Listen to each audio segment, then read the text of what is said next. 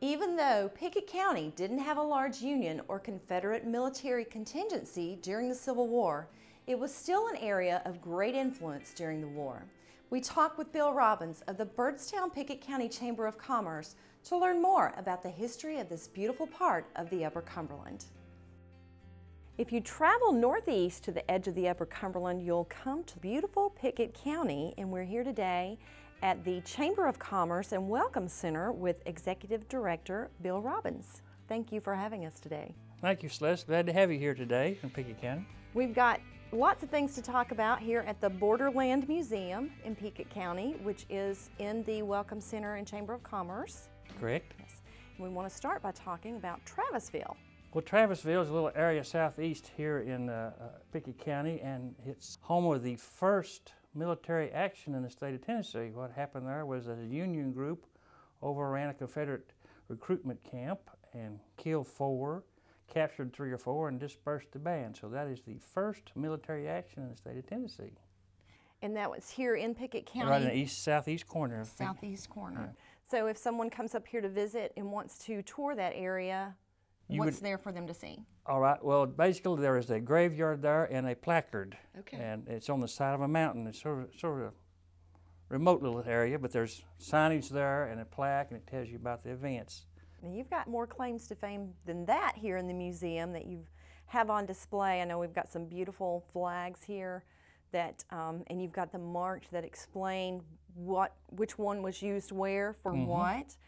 We've got some history about Tinker Dave Beatty and Champ Ferguson.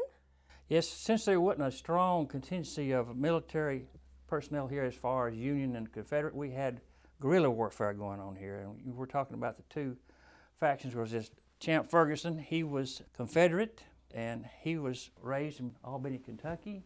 And Tinker Dave Beatty was a Unionist, and he was from up here from the southeast corner of Chanute area. And they were born and raised about 12 miles apart from each other, but they were the two factions in the area. They constantly going through and guerrilla warfare. Mr. Ferguson killed part of Tinker Dave's family, and so they had a major rivalry going on. And anytime you were in Pickett County and saw any of these two factions come up on horseback, you could get ready because they were going to take what they needed to support themselves. For 4 years, it's not a very good time in Pickett County to be around. Once the war ended, and Mr. Ferguson was hung because of war crimes. He was accredited for over 100 deaths. He was hung in Nashville, and he was buried in Sparta, Tennessee. He didn't go back to his hometown because he had made a lot of enemies in this general area here. So he said his comment was, "I want to be buried in good southern soil." And so he was buried in Sparta, Tennessee. His favorite thing to use was a knife, which is pictured over there, he actually carried. And if he could get to you, that's what he would use on you, a knife.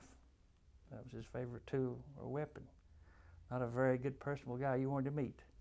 So if you were here in Pickett County at that time, you veered clear of... You stayed clear of both of him and Tinker Dave, really, unless you had family connections. A lot of people couldn't understand what happened to him because early in life, he was a very personable, light fellow. And during the war, his attitude changed and things happened to him as in any military action. People's lives get changed. And so he was sort of counted as a rogue. Some say he was a hero, some say he was a rogue. So that's the life of Ferguson. Pickett County shares, along with a few of our other Upper Cumberland counties, Dale Hollow Lake. And you have a lot of history about Dale Hollow here in the museum.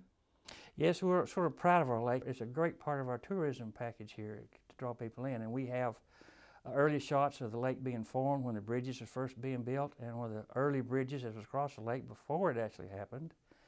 And it's just part of our natural history. One of the things I thought was interesting about the lake itself is early on, before the lake was actually backed up, we actually had a massive oil well over here around the Eastport area that was connected from here to Somerset, Kentucky. And it was an oil pipeline. But when the taxation factor of the county, plus the fact that the lake was fixing to put in, they had to close it down. And so it was a major loss of money, but it's a buried treasure still underneath the lake at this time.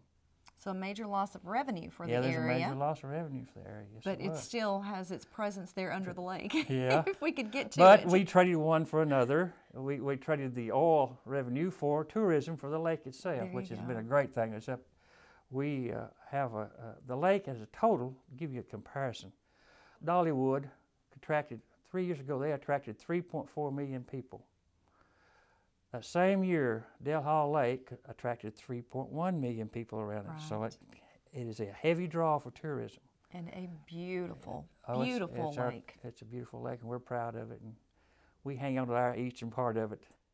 Thank you for letting us come up today and have a tour of the Borderlands Museum and put it on Discover the Upper Cumberland so that you can have other visitors come and learn all of the interesting facts and information that you have. We may be the smallest county in Tennessee, but we have an abundance of things to offer people to come and see. Absolutely, and a beautiful area it is. It is. It's home for me. We'd love to have you up to visit us anytime, any place.